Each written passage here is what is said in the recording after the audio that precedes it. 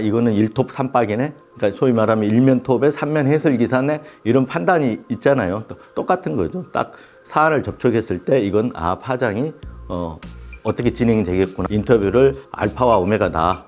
처음부터 끝이다. 이렇게 얘기를 하는데 드러내고 싶어 하지 않은 사람, 감추고 싶어 하는 사람과 취재 기자 간의 심리전이다. 저는 한국일보, 조선일보, TV조선 기자를 거쳐서 92년부터 한 30년 가까이 기자 생활을 해왔습니다. 뉴스버스 기자 겸 발행인 겸 대표로 있습니다. 시사 이슈도 좀 다루지만 탐사보도 전문 매체라고 할 수 있습니다. 언론들이 정파적으로 많이 나누어져 있잖아요. 신문 매체 같은 경우 보면 이 한 기사 안에 사실과 의견이 같이 들어가 있잖아요. 사실은 사실대로 객관적으로 드라이하게 전달해주고 거기에 대해서 의견은 의견대로 따로 우리의 의견은 어떻다 이렇게 분리를 해서 독자들에게 전달함으로써 독자들이 사실이 뭐고 의견은 뭐고 이걸 정확하게 볼 수 있다라는 거죠. 권력자 중심으로 해서 정보가 일방적으로 흘러서 전달이 되잖아요.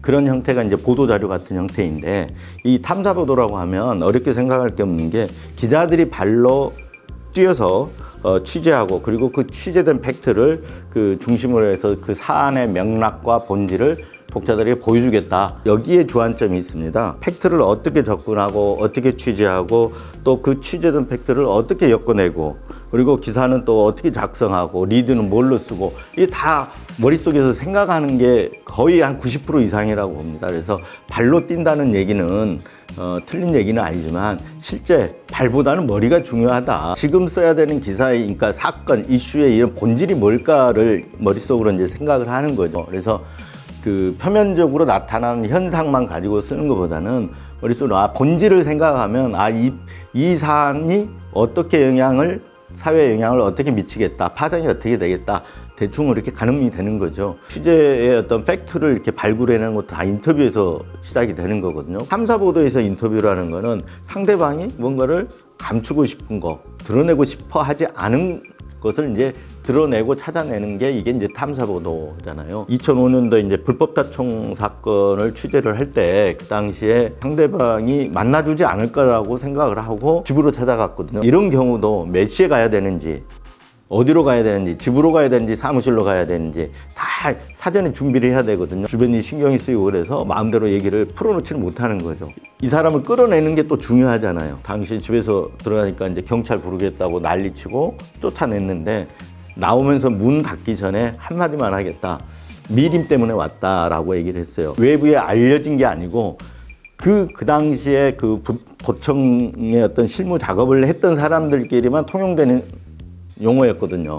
그래서 미림 때문에 왔다. 그러니까 이분이 문 닫고 내려가 있으니까 전화가 왔더라. 그러니까 다 알고 왔구나 라고 깨달은 거죠. 그래서 이게 숨어 있으면 오히려 더 안 되겠구나. 그래서 나와서 적극적으로 얘기를 하고 풀어나가고 첫마디로 뭘 던질 건가 엄청나게 고민을 하고 며칠 동안 고민을 해서 첫마디는 이거다 해서 이제 그때도 간 거죠. 그래서 물론 이제 그런 사전에 준비된 것도 있었지만 하여튼 운이 좋아서 또 성공해서 그때 이제 도청 사건 기사를 완성할 수가 있었던 거죠. 그 당시에 그 이름이 이제 구라 벌구 이런 얘기도 있었지 않습니까? 그래서 그만큼 언변이 좋고 다변이고 그러면 어떤 게 사실이고 어떤 게 거짓인지 이걸 판별해 내려고 그러면 여러 번 만나야 되거든요. 그래서 같은 질문을 여러 번 던지다 보면 거짓일 경우에는 그 시간이 흐를수록 말이 바뀌기도 하고 그렇거든요. 근데 사실 그대로라면 바뀌지를 않아요.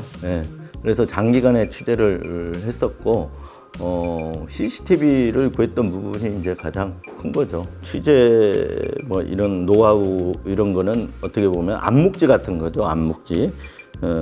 공식화된 이론 이런 건 없는 거죠. 그게 가장 기자의 어려운 점이라고 할 수 있어요. 예를 들면 선배가 후배한테 너는 참 잘하니까 내가 취재원들 다 물려줄게 하고 연락처를 다 줬는데 그게 물려주는 게 아니잖아요. 취재라는 게 어떤 신뢰를 바탕으로 하기 때문에 연락처만 받은 거지 취재원을 물려받은 건 아니고 취재원은 그 다음부터 본인이 또 새롭게 노력을 해서 쌓아야 된다는 거죠. 그게 전수된다고 해서 전수되는 게 아니고 본인의 어떤 노력으로 다시 쌓아야 되기 때문에 기자라는 게 참 어려워요. 본인이 하지 않으면 안 된다라는 거죠. 뭐든지. 뉴스버스 모토 슬로건이 더 나은 저널리즘, 더 나은 세상입니다.